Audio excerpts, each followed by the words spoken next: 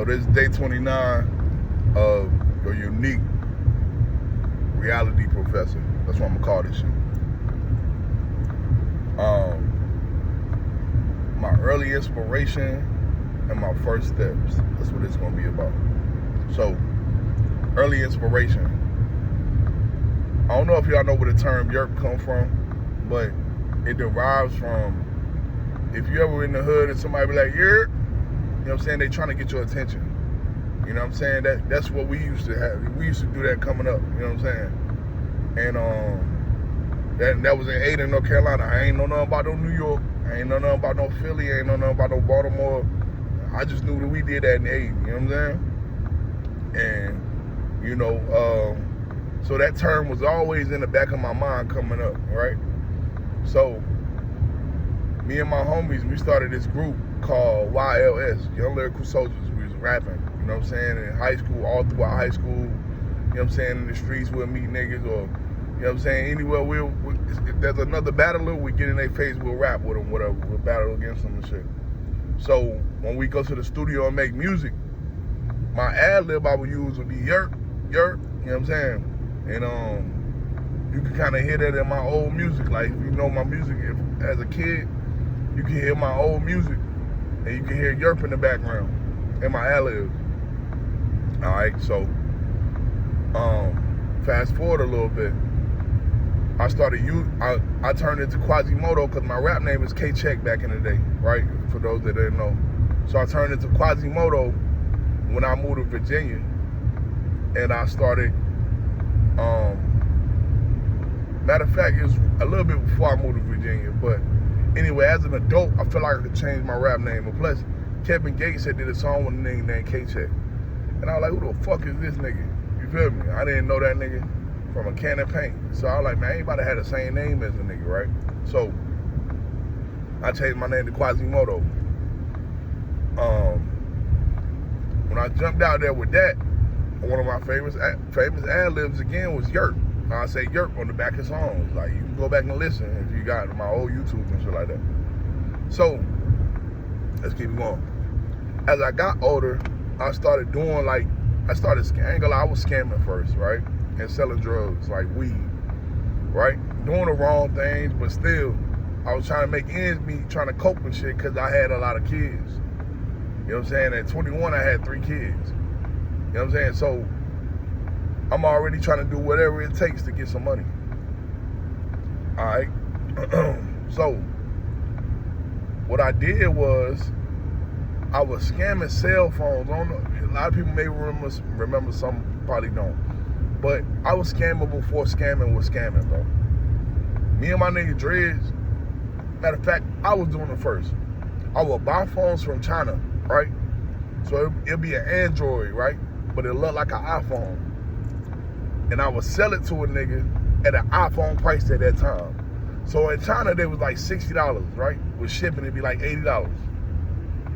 I would sell it to a nigga for $600, $650, $700. Cause they come in, the thing is they look brand new in the box, and they look like an iPhone out the box. Like, and the menu look like an iPhone and everything, but anytime you press something, it'll take you to the Android menu, right? So, I was spazzing with that. We were going crazy, having them racks with that. And I was selling weed on the side or whatever. So look, when I was doing that, I started stacking up so much bread that I wanted to open a company. You know what I'm saying? When I was like 19, 20 years old. So I called that company YURP, right? That's, at that time it was your universal your universal retail professional, right? And I was gonna sell phones under that moniker or whatever. And I did for a little while. Like, there was a dude that came through, I ain't gonna say his name over here, but matter of fact, I said his name, shit over with. Mookie Smith used to come through with phones and shit, right? I used to cop the phones from him and flip them and resell them. Real phones though, real phones. I used to cop the phones from him and resell them to people, right? Now, we was fucking the game up. Like, I was 19 years old. We was staying at University Manor. You know what I'm saying? We was fucking the game up, bro. Fucking, like, getting so much money, living off this shit. Anyway, that company that I was planning on building was called YURP, your Universal Retail Professional, right? I'll probably bring that back soon, so don't try to steal the name. So anyway, boom, fast forward again. I had moved to Virginia at 21 years old, right? I went through a lot of things, which I'm gonna explain in a later video. But fast forward, I moved back to Greenville when I was 28 years old. Now, mind you, when I moved back to Greenville, I was homeless. Anybody that know me back then, some people know, a lot of people didn't know, right? Because I always kind of kept it under the wraps. But I moved back to Greenville in 2019, living inside of a Toyota Corolla, right? That alone gave me the fuel every day to get up and do something, because I'm not a bum ass nigga. I never have been. I've never been a type to just sit around and lay around, you know what I'm saying, and just do nothing. I'ma always do something to try to get some money. But so I started YURP. But the way I started YURP, it was a podcast. Well, it was an interviewing platform. Everybody remember YURP TV? Remember that? So I started it like that. But my main goal was, I'm gonna do something every single day, and hopefully a year from now, I'll be further than where I'm at right now. So I went off on my mission, right? I got it. First of all, I was running with my cousin. You know what I'm saying? We started YURP TV. And you know, things had happened or whatnot. Things fell through. And I had to run with somebody else, my nigga Data Director. I ran with Daydream for a minute. You know what I'm saying? Cut ties with each other. And so I had to get my own camera. When I got my own camera, bro, I turned the fuck up, bro. Like, I was able to move how I wanted to move. Ain't had to wait on nobody. I went to every single hood myself. I went to places I never could go with niggas around. Like, nigga, I woke up every single day and I had that camera in somebody's crib, somebody's hood, or somebody's business every single day, right? And that right there, the reason why I did that, right, was because when Nipsey died, Nipsey Hussle, he died in 2018. When he died, I knew nothing for real about like business. Like, there was really no people I knew personally who was really business savvy or business minded, especially not at my age. So as youngins, we thinking business is something you do later on or some shit, right? So when I had looked up Nipsey Hussle, because I didn't really know Nipsey, right? I didn't really listen to his music or nothing. So when I looked him up and I seen that he was a rapper, he had his own store, he had his own, the nigga really was like a different type of nigga, bro. So I said, oh shit, like this is the type of shit I want to do. And then where I'm from, nobody's doing this type shit. Like, if you look around, I hate to say this shit, bro, but just look around you, y'all. If you watching this video, look around you. Well, at the time when I started YURP, nobody around me had shit going on. Like, I'm talking about nobody was aspiring to be nothing, bro.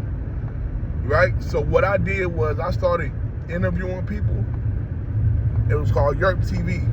So I was interviewing local business owners, entrepreneurs, and influential people in the community because I had no network of people, bro. I had nobody that was doing shit. It was just me or the people I knew who were just sitting around smoking weed.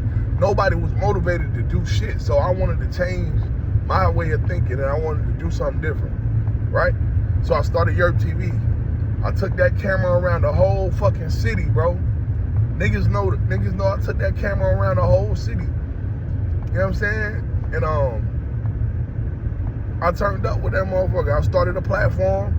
At first, I wasn't getting no money. Like, my first 26 episodes of YURP TV, I had got no money at all. Like, I was doing this shit completely free.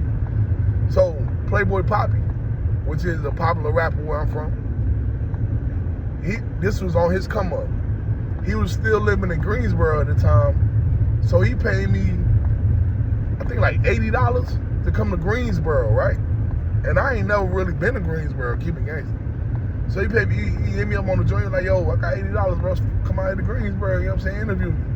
So I said, shit, nigga, I'm coming out there, fuck it, it's $80, I'm about to slide, you trying to pay me for my shit, nigga?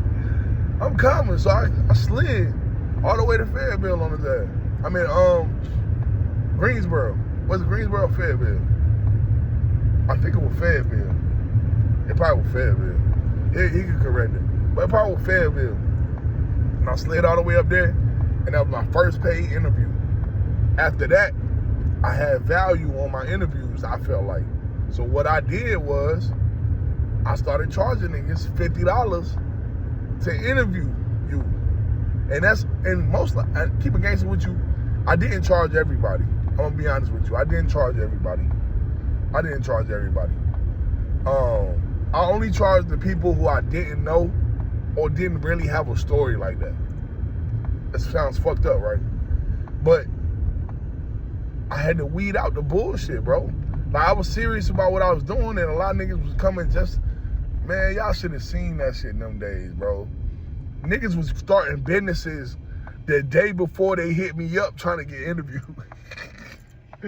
Y'all niggas remember that shit, I swear to God. Bro, I had Greenville in a frenzy, dog. I had Greenville in a frenzy, bro. Niggas was starting business just so they could get on YURP TV. Niggas was rapping the day before just so they could get on YURP TV. I had never seen no shit like that. But I knew I had power and influence at that time, right? So I had to weed out the bullshit, so I started charging niggas $50. And at the time, I still was hustling, right? Like selling weed and shit. And I had started catching charges and shit with just fucked up shit and what happens to you in Greenville, man. And so I kind of shifted my focus from fucking around with that to fucking around with the interviews, and I started getting paid for them, right? Now, I'm gonna throw this in there, and everything else you're gonna have to wait till the next episode. So, now this is how I started the t-shirt game though. When I started YURP TV, so you know how when you go to Wendy's or you go to Burger King, niggas got on Burger King uniform, right? When I started YURP TV, I wanted to have a uniform on that let me know that I'm working every single day. Because for one, I was homeless. I had nowhere to stay. So what the fuck am I doing not working? What am I doing? Like, if you're homeless, bro, you need to get on your motherfucking shit. There ain't no sleeping. Ain't no job. Ain't no, nigga, you need to be tightening it up and get into that bag somehow. You ain't got nothing but time. You homeless. You know what I'm saying? You shouldn't be doing no interior decorating. What the hell you doing? You should be. Anyway. anyway. So, I forgot where I was at. What was I at? Anyway, yeah, so uniforms. I wanted to wear something every day that will remind me that I'm at work. So this is what I did. I threw away my polos, my heel figures, my damn True Religions, every shirt that I ever had in my entire life that I bought, that I was wearing, I threw that shit in the trash. What I did was I ordered me 10 shirts, all size large that I wore, and I wore YURP every single day, bro. I had wore those shirts every single day when I went to go do interviews. Like, literally, it became a thing to where I started thinking about shit like, why the fuck would I wear anybody else's brand when they're not helping me, or I don't even know these motherfuckers? So I started getting more confident in wearing my merch every day, every single day. I wore my merch every single day because I was at work all day, every single day. So what I did was, as I'm wearing the shirts to the interviews, it's people like, yo, bro, where you get that shirt from? Now I post it on Facebook, like, they, you know what I mean? And so I ended up selling one. Shout out Jeffrey James. You know what I'm saying? He came through and bought a shirt. I was selling for $25 at the time. Now, before I cut this video off and I let y'all wait till tomorrow, I'm gonna say this, and this is for the hustlers out there. Y'all with a t-shirt business, y'all with anything going on, you can use this method as well. So the method that I was using, I don't have a title for it, but check this out. I bought a shirt for $15 from my man, right? I would sell the shirt for $25. So how much money do I got now? I have $25, but I started with $15. So the shirts cost $15. And yeah, I was getting taxed back in the day. I was getting super taxed. Let's say the shirt costs $15. So I have $25 now. Okay, now I buy another shirt for $15. I only have $10 now, but I have another shirt that I can sell for $25. Boom. So when that sale comes for $25, I now have $35 in my pocket. Okay, so what can I do now? Instead of buying one shirt, I could buy 2 t-shirts, bro. So that's what I did. I would buy 2 t-shirts. Now I got $5 in my pocket because 2 t-shirts cost $30 and I had $35. I got $5 in my pocket. Excuse me. And now I got 2 t-shirts and $5 in my pocket. Now mind you, keep that. This is how you keep your money flowing. I'm gonna keep it gangster with you. I learned this from the drug game, by the way. This is how you keep your money flowing. Don't get high off your own supply for one. First of all, you need to keep all the money that you have till you get to enough to where now you can kind of get some out of it. But everything you used to get at first, you used to save. So mind you, okay, now I got 2 t-shirts and $5. I sell those 2 t-shirts, that's $55 I now have in my pocket. I started with $15, right? And then how long it takes is up to you. Some people don't hustle as hard as me. Some people ain't going, you know what I'm saying, put it in people's faces as much as I am. But anyway, I have $55 now. Now, instead of buying 2 t-shirts, guess how many shirts I could buy? I could buy 3 t-shirts. So now, when I buy 3 t-shirts, I spent $45. I have $10 in my pocket. Now I have 3 t-shirts, right? 3 t-shirts puts me at,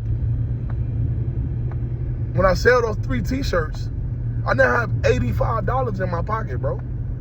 Right? Because I had $10. I sold 3, they $75, I mean, they $25 a piece, that's $75. Now I got $85 in my pocket. How many shirts can you buy with $85? Put it in the calculator. How many shirts can you buy? I think it's like 5 or 6, let me see. 15. So you can buy 5 shirts with $85. And now you sell those 5 shirts, guess how much money you got? $125, bro. That's what I'm trying to tell you. That group, this brand you see, this YURP shit, this shit grew off doing that, bro. You wouldn't believe it, but it's facts. I'm telling you how that shit worked, right? So yeah, it's been another episode of 30 Days of YURP by your unique reality professor, Quasimodo, man. I'm gonna get up with y'all tomorrow. I need y'all to leave all the questions and comments you got in the bottom. I could kind of bring those topics up tomorrow. Like I said, I'm gonna do this every day for 30 days. You know what I'm saying? Whatever happens, happens. Whatever don't happen, won't happen. You feel me? So yeah, y'all tap in. I need y'all to comment under there. Let me know y'all thoughts, y'all opinions. I'm gonna respond to every single comment. And let's get a community going, man. You know what I mean? Big YURP. Get up with me.